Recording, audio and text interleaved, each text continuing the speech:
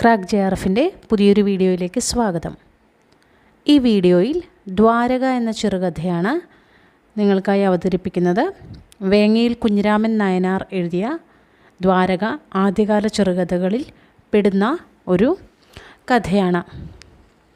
ഞാൻ മദ്രാശിയിൽ പഠിച്ചുകൊണ്ടിരിക്കുന്ന കാലം ഈ സംസ്ഥാനത്തിലെ സാമാന്യ പഠിപ്പിൻ്റെ ഡോക്ടർ ഡങ്കൻ സാഹിബിൻ്റെ ഉപദേശപ്രകാരം ബിലാത്തിക്ക് പോയി. BCE പരീക്ഷ ജയിച്ചതിൽ പിന്നെ ഭാരതഖണ്ഡ മഹാചരിതകർത്താവെന്ന് പ്രഖ്യാതനായ ശ്രീ വില്യം ഹണ്ടർ എന്ന മഹാൻ്റെ ശുപാർശപ്രകാരം സർവജനവന്ദ്യനും മുമ്പൊരിക്കൽ നമ്മുടെ സർവദേശാധിപതിയുമായ റിപ്പൺ പ്രഭുവിൻ്റെ പരിചിതനാവാനിടയായതിനാൽ സ്വരാജ്യത്തിലേക്ക് മടങ്ങിപ്പോകുന്നതിനു മുമ്പായി എൻ്റെ വിദ്യാഭ്യാസം പൂർത്തിയാക്കേണ്ടതിന് സാമാന്യം യോഗ്യനായ ഒരാളുടെ കീഴിൽ ഉദ്യോഗം ഭരിക്കണമെന്നുള്ള അത്യാഗ്രഹം ആശ്രിതവത്സലനും യദദ്രാജ്യ നിവാസികളുടെ ക്ഷേമ അഭിവൃദ്ധിയിങ്കൽ സദാ ഉദ്യുക്തനുമായ ആ മഹാപ്രഭുവിൻ്റെ സഹായം കൊണ്ട് വിദ്യുച്ഛക്തി ശാസ്ത്രപടുവും വളരെ ദയാലുവുമായ ശ്രീ മാർട്ടിൻ ജെയിംസിൻ്റെ കീഴിൽ ഹിമവാൻ എന്ന പ്രസിദ്ധമായ തീക്കപ്പലിൽ എന്നെ രണ്ടാമത്തെ ശില്പി ശാസ്ത്രിയായി നിയമിച്ചതിനാൽ ആയത് ഒരുവിധം സാധിക്കാൻ സംഗതിയായി. ഈ കപ്പൽ ബിലാത്തിയിലെ ഒരു വലിയ കച്ചവട സംഘക്കാർ ഇംഗ്ലീഷ് ഗവൺമെൻറ്റിൻ്റെ ആവശ്യപ്രകാരം ഏഡൻ പട്ടണത്തിൽ നിന്ന് ബോംബായി നഗരത്തിലേക്ക് കടൽ വഴിയായി ഒരു കമ്പിത്തപാൽ നടത്തേണ്ടതിന് എളുപ്പമായ മാർഗം ഏതാണെന്ന് പരിശോധിച്ച് കമ്പി ഇടേണ്ടതിന് കൂലിക്ക് വാങ്ങിയതാണ്. കമ്പിയുടെ ഒരറ്റം ഏഡൻ പട്ടണത്തിൽ ഉറപ്പിച്ച് വല്ല അറ്റകുറ്റമുണ്ടോ എന്ന് പരീക്ഷിക്കേണ്ടതിന് കപ്പലിൽ നിന്നും കരയിലേക്കും അങ്ങുന്നിങ്ങട്ടും കൂടെ കമ്പി അറിയിച്ചുകൊണ്ടും കുംഭം മീനം മാസക്കാലങ്ങളിൽ ബോംബായിൽ നിന്ന് അല്പം നാഴിക ദൂരം ആ നഗരത്തിലെ തുറമുഖത്തിനരികെയുള്ള ലോകവിസ്തൃതമായ ഹസ്തിദ്വീപിൻ്റെ സമീപം വരെ എത്തി. ഞങ്ങൾ വടക്കു ഭാഗത്തുകൂടി ഈ ദ്വീപ് ചുറ്റി കുറേ കിഴക്കോട്ട് വന്നു. ബോംബായി തുറമുഖത്തെത്താറായപ്പോൾ ഒരു ദിവസം രാവിലെ പതിവ് പ്രകാരം അങ്ങട്ടും ഇങ്ങട്ടും വർത്തമാനമൊന്നും അറിയാതെ കണ്ടായി. കമ്പിക്ക് എവിടെയോ ഒരു തടസ്സമുണ്ടെന്ന് നിശ്ചയിച്ചു. വിദ്യുത് യന്ത്രം കൊണ്ടുപോയത് എവിടെയായിരിക്കണമെന്ന് ഖണ്ഡിതമായി അറിയേണ്ടതിന് കപ്പൽ വഴിയോട്ട് തന്നെ കൊണ്ടുപോയി. ഹസ്തിദ്വീപിന് കഷ്ടിച്ച് അരമുക്കാൽ നാഴിക സമീപിച്ചപ്പോൾ ഏകദേശം അവിടെയെങ്ങാനുമായിരിക്കണം ഒരുടവുള്ളതെന്ന് മനസ്സിലായി. ഇനി ഈ കേടുപാട് തീർക്കേണ്ടതിന് മുമ്പോട്ട് കൊണ്ടുപോയ കമ്പി വെള്ളത്തിൽ നിന്ന് പൊന്തിക്കാതെ മറ്റൊരു നിവൃത്തിയുമില്ലെന്ന് വെച്ച് അതിന് വേണ്ടുന്ന വട്ടം കൂട്ടി. ഭാഗ്യവശാൽ ഈ കാലങ്ങളിൽ കാറ്റും മോതയും അധികമില്ലാത്തത് ഞങ്ങൾക്ക് വലിയ അനുകൂലമായി തീർന്നു.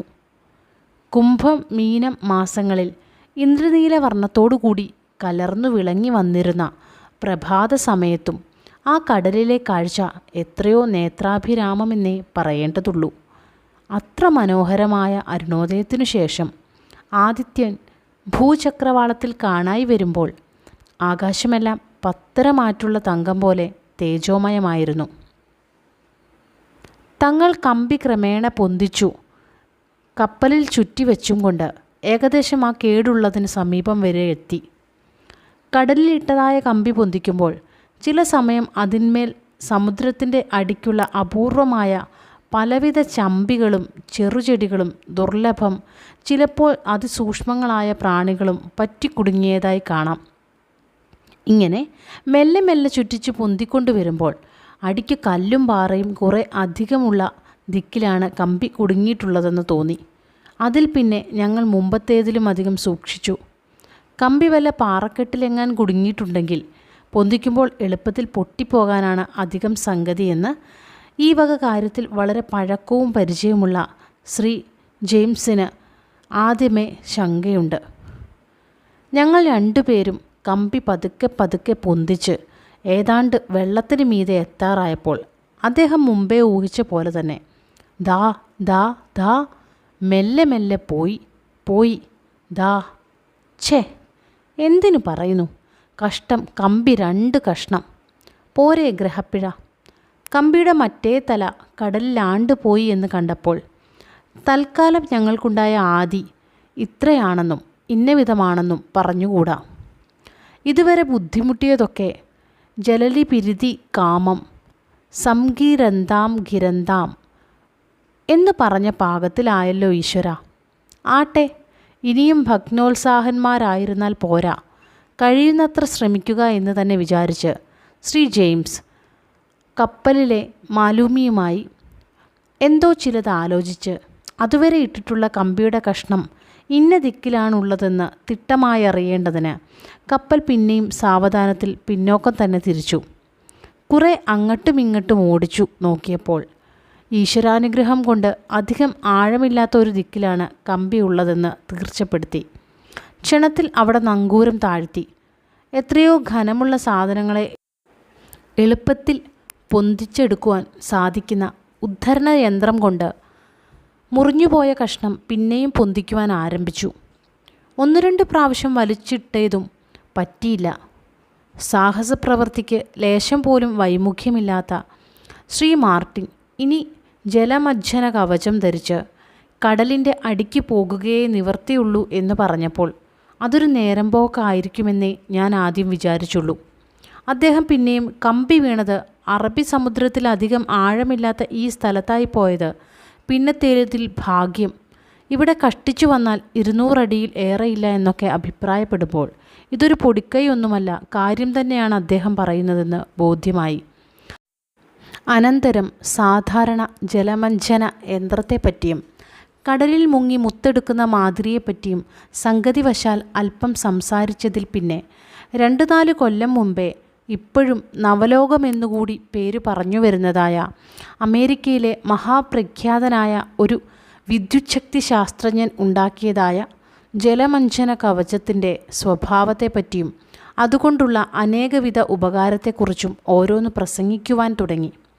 സാധാരണയായി ഇതുവരെ ഉപയോഗിച്ചു വരുന്ന ജലമഞ്ജന യന്ത്രത്തിൽ അടങ്ങിയിരിക്കുന്ന വായു അതിലുള്ള ആളുകൾ ശ്വാസം കഴിക്കുമ്പോൾ ക്രമേണ നശിച്ചു പോകുന്നതിനാൽ ബാക്കിയുള്ള ക്ഷാരവായുവിനെ കൊണ്ട് ജീവിച്ചു കൂടായിക നിമിത്തം കരയിലുള്ളവർക്ക് കൂടെ കൂടെ ഒരു കുഴലിൽ കൂടി പുതിയ വായുവിനെ കടത്തിക്കൊണ്ടിരിക്കുകയാണ് പതിവ്. എന്നു മാത്രമല്ല, അതിന് ദുർഘടങ്ങളായ വേറെയും പലവിധ പ്രതിബന്ധങ്ങളുണ്ട്. ഈ പുതിയ കവചം ധരിക്കുന്നതായാൽ അതിന് സ്വതേയുള്ള ഭാരം കൊണ്ട് അനായാസേന ആണ്ടുപോവാൻ തരമുണ്ടെന്നു മാത്രമല്ല, അതിനോട് ചേർന്നിരിക്കുന്നതും ഘനം കുറഞ്ഞതുമായ ഒരു വക അപൂർവ ലോഹനിർമ്മിതമായ തൊപ്പിക്ക് ഒരു വിശേഷ വിധി കൂടിയുണ്ട്. നമ്മുടെ ജീവസന്ധാരണത്തിന് എത്രയും സാരമായിട്ടുള്ള പ്രാണവായുവിനെ നമുക്ക് ആവശ്യം പോലെ ഉപയോഗിക്കത്തക്ക വിധത്തിൽ വേണ്ടിടത്തോളം സംഗ്രഹിപ്പാനും ബഹിർഗതമായി വരുന്ന അശുദ്ധവായുവിനെ ആകർഷിച്ചെടുപ്പാനും രസവാദ ശാസ്ത്രാനുസരണമായ ചില പ്രയോഗങ്ങൾ ഈ തൊപ്പിയുടെ അകത്ത് ഭദ്രമായി സംഭരിച്ചു വെച്ചതുകൊണ്ട് അതുപയോഗിക്കുന്ന ആൾക്ക് ശ്വാസം കഴിപ്പാൻ യാതൊരു പ്രയാസവുമില്ലാത്തതിനാൽ വെള്ളത്തിൻ്റെ അടിക്ക് വളരെ നേരം നിൽക്കുന്നതിന് യാതൊരു തടസ്സവുമില്ല എന്നു തന്നെയല്ല, ഈ കവചം ധരിക്കുന്നതായാൽ സമുദ്രത്തിലുള്ള ദുദുഷ്ട മൃഗങ്ങളെ കൊണ്ടും യാതൊരു ഉപദ്രവവും തട്ടാനിടയില്ലാത്തതുമാണ്. ഞാൻ പഠിക്കുന്ന കാലത്ത് ഇങ്ങനെയുള്ള കവചത്തെപ്പറ്റി ഒരു മാസികയിൽ വായിച്ചതും അതിൻ്റെ ആകപ്പാടെയുള്ള സ്വഭാവത്തെ കാണിക്കുന്നതുമായ ഒരു ചരിത്രം കണ്ടതുമല്ലാതെ ഇതുവരെ ആ യന്ത്രം കാണാൻ സംഗതി വന്നിട്ടില്ല. ശ്രീ ജെയിംസിൻ്റെ കൈവശം ഈ വിധം 1-2 യന്ത്രം കൂടി ഉണ്ടെന്ന് കേട്ടപ്പോൾ എനിക്ക് അസാമാന്യമായ സന്തോഷമുണ്ടായി. ഞങ്ങളിങ്ങനെ ഓരോന്ന് പറഞ്ഞുകൊണ്ടിരിക്കുമ്പോൾ കമ്പി ഒരിക്കൽ കൂടി പൊന്തിക്കാൻ തരമുണ്ടോ എന്ന് ആലോചിച്ചു. മുമ്പത്തെ പോലെ തന്നെ ഏകദേശം വെള്ളത്തിന്മീതെ എത്താറായി. കിട്ടിപ്പോയി എന്ന് കണ്ടപ്പോൾ ഗ്രഹപ്പിഴയ്ക്ക് പിന്നെയും എങ്ങനെയോ തല തെറ്റി താഴത്ത് വീണു പോവുകയാണ് ചെയ്തത്. ഇനി എന്താണ് മാർഗമെന്ന് പലരും പലവിധം അഭിപ്രായപ്പെട്ടു. എങ്കിലും ഇന്നിനി ഒന്നിനും തരമില്ല, നേരം പോയല്ലോ, ഇനിയൊക്കെ കാലത്താവാമെന്ന് വെച്ചു തൽക്കാലം എല്ലാവരും പിരിഞ്ഞു. സന്ധ്യയ്ക്ക് മുമ്പേ തന്നെ ഞങ്ങൾ 2 പേരും ഭക്ഷണം കഴിച്ചു ചുരുട്ടു വലിച്ചുകൊണ്ടു എത്രയോ സുഖപ്രദമായ മന്ദമാരുതനെ ഏൽക്കേണ്ടതിന് കപ്പലിൻ്റെ മേൽഭാഗത്ത് ഓരോ ചാരുകസാരയിന്മേൽ പോയിരുന്നു. ഞങ്ങൾ ജലമജ്ജന കവചത്തെപ്പറ്റി പിന്നെയും ഓരോന്ന് സംസാരിച്ചതിൽ പിന്നെ, അല്ല നാരെ, ഈ നമുക്ക് ഉദ്ധാരണ യന്ത്രം കൊണ്ട് ആ കമ്പി പൊന്തിക്കാനായിട്ട് സാധിച്ചില്ലെങ്കിൽ ഒരു സമയം നാളെ കാലത്തൊരിക്കൽ മുങ്ങേണ്ടി വരുമെന്ന് തന്നെയാണ് തോന്നുന്നത്. അങ്ങനെയാണെങ്കിൽ നമുക്ക് എന്തെല്ലാം വിശേഷവിധി കാണാനിടയുണ്ടാകുമെന്ന് ദൈവത്തിന് മാത്രമേ അറിഞ്ഞുകൂടൂ. നിങ്ങളുടെ മഹാഭാരതത്തിലും ശിശുപാല വധത്തിലും മറ്റും വളരെ വിസ്തരിച്ചു വർണ്ണിച്ചിട്ടുള്ള ആ ദ്വാരക ഏതാണ്ട് ഈ ദിക്കിലായിരിക്കണമെന്നാണ് പശ്ചിമ ഖണ്ഡത്തിലെ പല പണ്ഡിതന്മാരുടെയും അഭിപ്രായം എന്ന് പറഞ്ഞപ്പോൾ തൽക്കാലം എൻ്റെ മനസ്സിനുണ്ടായ വിചാരം ഇന്നതെല്ലാമാണെന്ന് ഇപ്പോൾ ഊഹിക്കാൻ തന്നെ കഴിയുന്നില്ല. കൃഷ്ണാവതാരത്തിനു ശേഷം ദ്വാരക സമുദ്രത്തിലാണ്ടുപോയി എന്നാണല്ലോ നമ്മുടെ പുരാണകർത്താക്കൾ ഘോഷിക്കുന്നത്. ഒരു സമയം ഭൂകമ്പം കൊണ്ടോ മറ്റോ കടലിലാണ്ടു പോയത് അന്നത്തെ മഹാകവികൾ ഈ വിധം വർണ്ണിച്ചതായിരിക്കാം. ഇപ്പോഴും ഇങ്ങനെ ഓരോ ദ്വീപുകൾ ഭൂകമ്പം കൊണ്ട് ഉണ്ടാകുന്നതും നശിക്കുന്നതും അസാധാരണമല്ലാത്തതുകൊണ്ട് ദ്വാരക കടലിൽ മുങ്ങിപ്പോയത് കേവലം അസംഭവ്യമാണെന്ന് വിചാരിക്കാൻ പാടില്ല. 6-7 കൊല്ലം മുമ്പേ ശാന്തസമുദ്രത്തിലെ 1-2 ദ്വീപുകൾ മുഴുവനെ നശിച്ചു പോയതായി കേട്ടിട്ടുണ്ട്. അതുകൊണ്ട് ദ്വാരക വരുണൻ ആക്രമിച്ചു എന്നൊക്കെ ഭംഗ്യന്തരമായി പറയുന്നത് പരമാർത്ഥമായിരിക്കണം. പക്ഷേ അതിൻ്റെ ഭൂസ്ഥിതി ഇവിടെ തന്നെയോ എന്നേ സംശയമുള്ളൂ. കാളിദാസ പ്രഭൃതികളായ മഹാകവികൾക്ക് പുരാണപ്രസിദ്ധമായ ദ്വാരകാപുരി എത്രയോ പ്രിയങ്കരമായ ഒരു സങ്കേത സ്ഥാനമായിരുന്നുവെന്ന് അവരുടെ അനേക കൃതികളിൽ നിന്നും നമുക്ക് ഊഹിക്കാവുന്നതാണ്. അങ്ങനെയിരിക്കുന്ന ഒരു നഗരി നമുക്കിപ്പോൾ കാണാൻ സംഗതി വരുന്നതായാൽ ലോകത്തിൽ അതിൽ പരം വിശേഷവിധിയുള്ള ഒരു കാഴ്ച എന്താണുള്ളതെന്ന് ഇങ്ങനെ ഓരോന്ന് വിചാരിച്ച് എന്തിനധികം പറയുന്നു. കടലിൽ മുങ്ങേണ്ടതിനുള്ള ഭ്രമം കലശലായി. ഏകദേശം കിടക്കാൻ പോകാറായപ്പോൾ മജ്ജനത്തിൻ്റെ കാര്യം മറന്നു പോകരുതേ എന്ന് പറഞ്ഞപ്പോൾ അങ്ങനെയാവട്ടെ, അതിനാവുമ്പോൾ വിളിക്കാം എന്ന് ശ്രീ ജെയിംസ് മറുപടിയും പറഞ്ഞു. അത് കേട്ട് ഞാൻ എൻ്റെ മുറിയിൽ ചെന്ന് ആടെ മൂടെ പുതച്ച് ഓരോ മനോരാജ്യവും വിചാരിച്ച് അങ്ങനെ തന്നെ കിടന്നുറങ്ങിപ്പോയി. കുറച്ചൊന്ന് കണ്ണു ചിമ്മിയപ്പോൾ ആരോ ഒരാൾ എൻ്റെ അടുക്കൽ കൂടി പതുക്കെ നടക്കുന്ന ഒച്ച കേട്ടു എന്ന് തോന്നി. ചകലാസ് മെല്ലെ പൊന്തിച്ചു നോക്കിയപ്പോൾ ശ്രീ മാർട്ടിൻ എന്തോ ഒരു വലിയ കെട്ടഴിക്കുന്നുണ്ട്. എന്താണ് ഈശ്വര അദ്ദേഹം ഇനിയും കിടന്നുറങ്ങാതെ അസമയത്ത് പണിയെടുക്കുന്നതെന്ന് സൂക്ഷിച്ചു നോക്കുമ്പോൾ ആ ഭാണ്ഡത്തിൽ നിന്ന് 2 ജലമഞ്ജന കവചമെടുത്ത് ഉടനെ ഉപയോഗിക്കേണ്ട വിധത്തിൽ ശരിയാക്കി വെക്കുന്നത് കണ്ടു. അതൊരുമാതിരി നേരെയാക്കി വെച്ചതിൽ പിന്നെ വേഗത്തിൽ മറ്റൊരകത്ത് പോയി സാധാരണ പോലീസുകാരും മറ്റും ഉപയോഗിക്കുന്ന ചെറിയ റാന്തലിൻ്റെ മാതിരി 2 വിദ്യുത് ദീപവും എടുത്ത് എൻ്റെ അടുക്കൽ വന്നു. നാരേ നാരേ, എഴുന്നേൽക്കൂ, ദ്വാരക കാണേണ്ടേ എന്ന് ചോദിച്ചു. നേരം പുലർന്നില്ലല്ലോ എന്ന് മറുപടി പറഞ്ഞപ്പോൾ, ഛേ, അതുകൊണ്ട് തരക്കേടൊന്നുമില്ല. ഈ പുതിയ കവചം ധരിച്ച് കടലിൽ മുങ്ങുന്നതിന് നമ്മുടെ വയസ്സൻ മാലുമിക്ക് അത്ര ഹിതമല്ല. വളരെ ഉണ്ടെന്നൊക്കെയാണ് പറഞ്ഞു ഭയപ്പെടുത്തുന്നത്. അദ്ദേഹം ഉറങ്ങി എഴുന്നേൽക്കുന്നതിന് മുമ്പേ നമുക്ക് ആ പ്രവൃത്തി കഴിച്ചേക്കാം. നമുക്കെന്താ രാവും പകലും നോക്കാനുള്ളത് എന്ന് ഉത്തരവും പറഞ്ഞു. അത് കേട്ടപ്പോൾ വേഗത്തിൽ എഴുന്നേറ്റ് ഞങ്ങൾ 2 പേരും യഥാക്രമം കവചം ധരിച്ചു. ഒരിക്കലും വീണു പോകാത്ത വിധത്തിൽ വിദ്യുത് ദീപം ഞങ്ങളുടെ അരപ്പട്ടയ്ക്കും കൊളുത്തി. ആരുമറിയാതെ കപ്പലിൽ നിന്ന് കടലിലേക്കിറങ്ങുന്ന കോണിവാതുക്കലേക്ക് പോയി. ശ്രീ ജെയിംസ് കപ്പലിൻ്റെ പള്ളയ്ക്കുള്ള ഇരുമ്പിൻ്റെ വട്ടക്കണ്ണിക്ക് കെട്ടിയ നേരിയതും വളരെ നീളമുള്ളതുമായ ആലാസെടുത്ത് വെള്ളത്തിൽ താഴ്ത്തി. ആ കയറും പിടിച്ച് ക്ഷണനേരം കൊണ്ട് അദ്ദേഹം വെള്ളത്തിലാണ്ടു. എനിക്കാദ്യം കുറച്ച് കിടുവിറയുണ്ടായിരുന്നുവെങ്കിലും വേഗത്തിൽ ധൈര്യം അവലംബിച്ച് ഞാനും ആ കയറ് പിടിച്ചു താണു. കുറേ താണപ്പോൾ ഒരു നിലയ്ക്കെത്തി. അപ്പോൾ ശ്രീ ജെയിംസ് ഒരു വലിയ ഉരുളൻ കല്ലിന്മേൽ പരിഭ്രമം ലേശം പോലുമില്ലാതെ സുഖമായിട്ടിരിക്കുകയാണ്.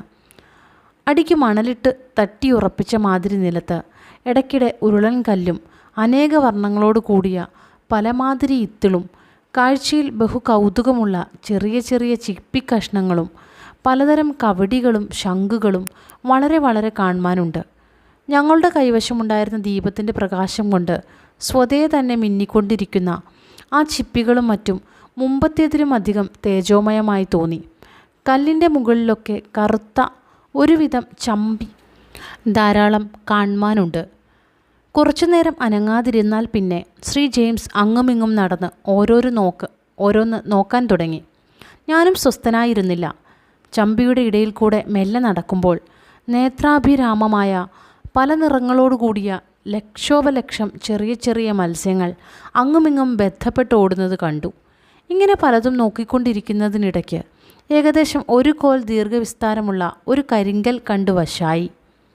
നമ്മുടെ മതിലിനും മറ്റും മഴക്കാലത്ത് കാണുന്ന ഒരുവിധം പാവിയോ പാശിയോ ഈ കല്ലിന്മേൽ ധാരാളം കാണുവാനുള്ളത് ശ്രീ ജെയിംസ് ഒരു പേനാക്കത്തി കൊണ്ട് പതുക്കെ ചുരണ്ടിയപ്പോൾ ആ കല്ലിൻ്റെ കഷ്ണം സ്വാഭാവികമായിട്ടുള്ളതല്ല, കൃത്രിമമായിട്ടുള്ളതാണെന്ന് തോന്നി. ഏതാണ്ട് മുഴുവൻ ചുരണ്ടി വൃത്തിയാക്കി നോക്കിയപ്പോൾ നാഗരാക്ഷരത്തിൽ എന്തോ ചിലത് അതിന്മേൽ കൊത്തിയതായി കണ്ടു. ഇത് പണ്ടത്തെ ദ്വാരകയിൽ എവിടെയോ ഒരിക്കൽ പണി ചെയ്തു വെച്ച കല്ലായിരിക്കാനേ ഇടയുള്ളൂ എന്ന് നിശ്ചയിച്ചു. ഈ കല്ല് കണ്ടപ്പോൾ നവലോകം ആദ്യമായി കണ്ട സമയത്ത് ആ മഹാപുരുഷനുണ്ടായ സന്തോഷത്തേക്കാൾ ആമോദം എനിക്കുണ്ടായി. ഏതായാലും പുരാണപ്രസിദ്ധമായ ദ്വാരക ഏതാണ്ട് ഇവിടെ തന്നെ ആയിരിക്കണമെന്ന് ഞങ്ങൾ തീർച്ചപ്പെടുത്തി. അവിടുന്ന് കുറേ കൂടി കിഴക്കോട്ട് പോയപ്പോൾ കല്ലും ചമ്പിയും ധാരാളമുള്ളതുകൊണ്ട് ഒരു പ്രകാരം മുമ്പോട്ട് നടന്നുകൂടാതെ കണ്ടായി. വളരെ പ്രയത്നപ്പെട്ട് ചമ്പി അങ്ങുമിങ്ങും നീക്കി കുറേ കൂടി മുമ്പോട്ട് നടന്നപ്പോൾ കാലുതെറ്റി വീഴാൻ ഭാവിച്ചു. അപ്പോൾ വല്ലാതെ കണ്ടു ബന്ധപ്പെട്ട് ശ്രീ ജെയിംസിനെ പിടിച്ചപ്പോൾ പെട്ടെന്ന് ഞങ്ങൾ രണ്ടുപേരും അത്യഘാതമായ കിണറ്റിൽ വീഴും പോലെ വീഴാൻ തുടങ്ങി. കുറച്ചു കഴിഞ്ഞപ്പോൾ ഒരു വിധത്തിൽ പിന്നെയും നിലകിട്ടി. വെള്ളത്തിലായതുകൊണ്ട് വേദന അധികം പറ്റിയില്ല. അവിടുന്ന് മെല്ലെ എഴുന്നേറ്റ് മേൽപോട്ട് നോക്കിയപ്പോൾ ഏകദേശം 100 അടി എകരത്തിൽ അർദ്ധഗോളാകൃതിയിൽ അതികൗതുകമായി പണി ചെയ്ത ഒരു മേൽപ്പുര കണ്ടു. ഈ സ്ഥിതിയിലായപ്പോൾ ദൈവമേ, ഇനി എങ്ങനെയാണ് കടലിലെ നീലവിതാനത്തിലെത്തുന്നത് എന്നായിരുന്നു എനിക്ക് പ്രഥമമായി ഉണ്ടായ വിചാരം. ഞങ്ങൾ രണ്ടുപേരും ഈ വിധം അപകടസ്ഥിതിയിലായല്ലോ എന്ന് വിചാരിച്ച് അവിടുന്ന് ഓരോന്ന് നടന്നു നോക്കാൻ തുടങ്ങി. ഞങ്ങൾ വീണ ഉടനെ ശബ്ദ സമ്മളിതമായി വല്ലാതെ കണ്ട് ഒരു മുഴക്കമുണ്ടായി. എങ്കിലും ആയത് ക്രമേണ ഇല്ലാതെ കണ്ടായപ്പോൾ ഞങ്ങൾ നിൽക്കുന്നതും മണ്ണിൽ കൊണ്ട് മൂടിയതുമായ നിലം കൈകൊണ്ട് മാന്തി നോക്കി. അത് മുഴുവനെ പല കൗശലപ്പണികളോടുകൂടി ഓരോ ലതകളുടെയും പുഷ്പങ്ങളുടെയും പക്ഷികളുടെയും മാതിരിയിൽ വിദ്രുമ കലശങ്ങളെ കൊണ്ടോ മറ്റോ പടുത്തതായി കണ്ടു. ഞങ്ങൾ ചെന്നു വീണ അകത്തെ ഭിത്തികളൊക്കെ പല വർണ്ണങ്ങളോടു കൂടിയ അതിവിശേഷമായ ഒരുവിധം കല്ലോടു കൂടിയാണ് ഉണ്ടാക്കിയിട്ടുള്ളത്. അതിന്മേൽ അല്പാൽപമായി ഓരോന്ന് കൊത്തുപണി ചെയ്തതോർത്താൽ അതിൻ്റെ മാതൃകാ കൽപ്പനയെപ്പറ്റി ഏവനും വിസ്മയിച്ചു പോകും. ഞങ്ങൾ ആദ്യം പോയി നിന്ന അകത്തു നിന്നും മറ്റൊരകത്ത് കടന്നപ്പോൾ ആ പ്രഥമ ദൃഷ്ടത്തിൽ തന്നെ അത്യത്ഭുതകരമായ കാഴ്ചയിൽ കുറച്ചു നേരത്തേക്ക് ഞങ്ങളുടെ സർവ്വേന്ദ്രിയങ്ങളും നിശ്ചേഷ്ടങ്ങളായിപ്പോയി. ശുദ്ധസ്ഫടിക സംസ്കാരമായി വിലമതിക്കാൻ പാടില്ലാത്ത ഒരു വക അതിമനോഹരമായ കല്ലുകൊണ്ട് നിർമ്മിതമായ ആ അകത്തെ വരിവരിയായി നിൽക്കുന്ന സ്തംഭങ്ങളെ കൊണ്ട് ഭിത്തികളൊക്കെ വിചിത്രതരങ്ങളായ അനവധി ചിത്രങ്ങളെ കൊണ്ട് അലങ്കരിച്ചിരിക്കുന്നത് കൊണ്ടും ഞങ്ങളുടെ കൈവശമുണ്ടായിരുന്ന വിദ്യുദ്ദീപത്തിൻ്റെ പ്രഭാപൂരം കൊണ്ടും ആകപ്പാടെ ആ അകത്ത് നിന്നപ്പോൾ പ്രതിബിംബ ഭേദം ഗ്രഹിപ്പാൻ വഹിയാതെ കുറച്ചു നേരത്തേക്ക് ഞങ്ങൾ രണ്ടുപേരും ഒരുപോലെ അമ്പരന്ന് നിന്നുപോയി. ഭാഗവതം മുതലായ ഇതിഹാസ പുരാണങ്ങളിലും മാഘം മുതലായ മഹാകാവ്യങ്ങളിലും വളരെ വിസ്തരിച്ച് വർണ്ണിച്ചതും വലിയ പുണ്യസ്ഥലവുമായ പണ്ടത്തെ ദ്വാരകയിലുള്ള മഹിമയേറിയ ഒരു രാജധാനിയിൽ ഇങ്ങനെയെങ്കിലും ഒന്ന് ചെന്നു നിൽക്കാനായി സംഗതി വന്നതോർത്ത് തൽക്കാലം എനിക്കുണ്ടായ പരിഭ്രമവും സന്തോഷവും വിചാരിച്ചാൽ അമേരിക്ക രാജ്യം ആദ്യമായി കണ്ട കൊളംബസ് എന്ന നാമധേയത്തോടു കൂടിയ ആ മഹാപുരുഷനാകട്ടെ, അഥവാ ഈ ഭാരതഖണ്ഡത്തിലേക്ക് വരാൻ പുതുതായ മാർഗം കണ്ടുപിടിച്ച വാസ്കോഡി ഗാമയ്ക്കാവട്ടെ, അല്ലെങ്കിൽ അതിവിസ്തീർണമായ ശാന്തസമുദ്രം. ഒന്നാമതായി കണ്ടപ്പോൾ പൈസാറെ എന്ന മഹാനാവട്ടെ ഉണ്ടായ സന്തോഷം എത്രയോ ശിഥിലമാണെന്നേ പറഞ്ഞുകൂടൂ. ഈ മണ്ഡപത്തിൻ്റെ പടിഞ്ഞാറ് ഭാഗം ഞങ്ങൾ നിൽക്കുന്നതിനൽപ്പം വലത്തായിട്ട് ഒരു വലിയ വാതിലുണ്ട്. അതിൽ കൂടി മറ്റേ അറ്റത്ത് കടന്നപ്പോൾ താഴെ ഇറങ്ങാനായേ യാതൊരു ഇടവുമില്ലാത്തതും അതിവിചിത്ര തലത്തിൽ പണിയിച്ചതുമായ ഒരു കോണി കണ്ടു. ശ്രീ ജെയിംസ് അതിലേ കൂടി താഴത്തിറങ്ങിയപ്പോൾ ഞാനും പിന്നാലെ പോയി. ചെന്നിറങ്ങിയത് വളരെ മുമ്പേ കണ്ടതുപോലെയുള്ള വലിയ മുറിയൊന്നുമല്ലെന്ന് തന്നെയല്ല, അതിൻ്റെ ഭിത്തികളൊക്കെ നന്നേ കറുത്തു വളരെ മിനുസമായി അപൂർവമായ ഒരുമാതിരി കൃഷ്ണശില കൊണ്ടോ മറ്റോ ഉണ്ടാക്കിയതാണെന്നും തോന്നി. ആ മുറിയുടെ നടുമധ്യത്തിൽ പത്മാകൃതിയിൽ അതിവിശേഷമായ ഒരു മണിപീഠം കാണാനുണ്ട് എന്നു മാത്രമല്ല, ആ പീഠത്തിൻ്റെ ഒത്ത നടുക്ക് അതിദീപ്തി കൊണ്ട് ജ്വലിക്കുന്ന നവരത്നങ്ങൾ നിറച്ചതും അതിഭയങ്കരമായ പല ദീപങ്ങൾ കൊളുത്തിയതുമായ ഒരു സ്വർണ്ണ കുംഭവും കണ്ടു. ഞാനതിൻ്റെ അടുക്കൽ ചെന്ന് മെല്ലെ ഒന്നും പൊന്തിക്കാനായി ഭാവിച്ചപ്പോൾ തൊടുന്നതിനു മുമ്പേ തന്നെ ചിന്ന ഭിന്നമായി. ക്ഷണനേരം കൊണ്ട് അത് മുഴുവനെ പൊടിയായി പോയി. അപ്പോൾ പണ്ടൊരിക്കലും കണ്ടിട്ടില്ലാത്ത വിധത്തിൽ കോടി സൂര്യന്മാരുദിച്ചതുപോലുള്ള തേജസ്സുണ്ടായി. അപ്പോഴാകട്ടെ തങ്ങളുടെ കൈവശമുണ്ടായിരുന്ന വിദ്യുത് ദീപത്തിന് ഒരു ചെറിയ തിരി കത്തിച്ചതുപോലെയുള്ള പ്രകാശം കൂടി ഉണ്ടായില്ല. ഇത് കണ്ട ഉടനെ ആ കറുത്ത ഭിത്തികളൊക്കെ താനെ തന്നെ ആണ്ടുപോകുന്നത് പോലെ തോന്നി. ഇതൊക്കെ കണ്ട് ഭയപ്പെട്ട് വിസ്മിതന്മാരായി നിൽക്കുമ്പോൾ കുറച്ചു മുമ്പേ ഭിത്തിയുണ്ടായിരുന്ന ദിക്കിൽ വെളുവെളുത്ത സ്തംഭാകൃതിയിൽ വളരെ നേർമയായി വിചിത്രമാകും വണ്ണം ചുറ്റിയും ചുഴന്നും കൊണ്ട് മേൽപോട്ട് പുക പോലെയൊന്ന് പൊങ്ങി വരുന്നത് കണ്ടു. കാളമേഘം പോലെ കറുത്ത് മഹാമേരു പോലെ ഘോരാകൃതിയിൽ ആയുധപാണികളായ 2 ഭൂതങ്ങൾ ആ പുകയുടെ പിന്നാലെ ഞങ്ങൾക്ക് അഭിമുഖമായി വരുന്നത് കണ്ടു. ഈ ഘോരസത്വത്തെ കണ്ടുകൂടുമ്പോഴേക്കും ഞങ്ങൾ 2 പേരും വല്ലാതെ കണ്ട് ഭയപ്പെട്ട് മോഹിച്ച് മോഹാലസ്യപ്പെട്ട് ഇടിതട്ടിയ മരം പോലെ നിശ്ചേഷ്ടന്മാരായി അവിടെ തന്നെ നിന്നുപോയി.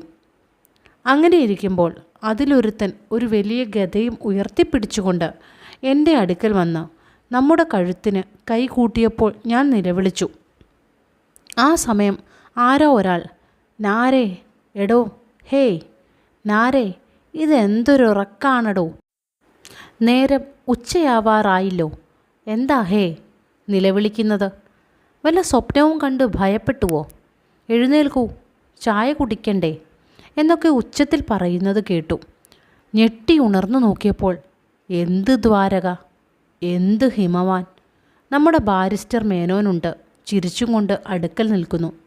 അദ്ദേഹം ബിലാത്തി മുതലായ ദേശാന്തരങ്ങളിൽ സഞ്ചരിച്ച് ഓരോ വിശേഷവിധി കണ്ടതിനെക്കുറിച്ചും വിദ്യുച്ഛക്തിയുടെ അതിശയാതീതങ്ങളായ ഫലങ്ങളെപ്പറ്റിയും കപ്പൽ യാത്രയെക്കുറിച്ചും ആ വക ദിക്കിലുള്ള യോഗ്യന്മാരുടെ ഔദാര്യത്തെപ്പറ്റിയും ഓരോരോ കാര്യത്തിൽ അവരുടെ നവനോത്സാഹങ്ങളെക്കുറിച്ചും മറ്റും സരസമായി ഓരോന്ന് പറഞ്ഞത് കേട്ടും കൊണ്ട് പലതും വിചാരിച്ച് കുറേയധികം കിടന്നുറങ്ങിപ്പോയി.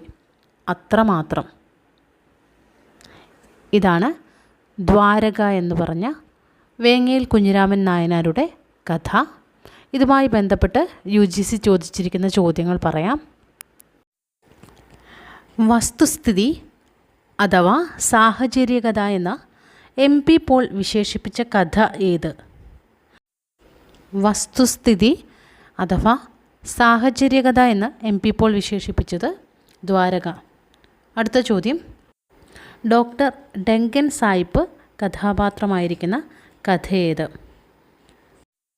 അടുത്ത ചോദ്യം, ഇതെന്തൊരു ഉറക്കമാണടേ, നേരം ഉച്ചയാവാറായില്ലേ, എന്താ ഹേ നിലവിളിക്കണേ? ഇത് ഏത് കഥയാണ്? ദ്വാരകയാണ് ഇതിൻ്റെയൊക്കെ ഉത്തരം. മറ്റൊരു ചോദ്യം, ഉത്തമ പുരുഷ ആഖ്യാനത്തിലുള്ള വേങ്ങേൽ കുഞ്ഞിരാമൻ നായനാരുടെ കഥ ഏത്? അതും ദ്വാരകയാണ്. മറ്റൊന്ന്, സ്വപ്നാഖ്യാനം എന്ന രീതിയിൽ വേങ്ങേൽ കുഞ്ഞിരാമൻ നായർ എഴുതിയ കഥ അല്ലെങ്കിൽ ആദ്യകാല കഥ ഏത്? അതും ദ്വാരകയാണ്. ഇതാണ് ദ്വാരകയുമായി ബന്ധപ്പെട്ട് വന്നിട്ടുള്ള ചോദ്യങ്ങൾ. നിങ്ങൾക്ക് ഈ വീഡിയോ ഇഷ്ടമായെങ്കിൽ ഷെയർ ചെയ്യുക, ലൈക്ക് ചെയ്യുക, സബ്സ്ക്രൈബ് ചെയ്യുക, കമൻറ്റ് ചെയ്യുക. അടുത്ത വീഡിയോയിൽ കാണാം. നന്ദി.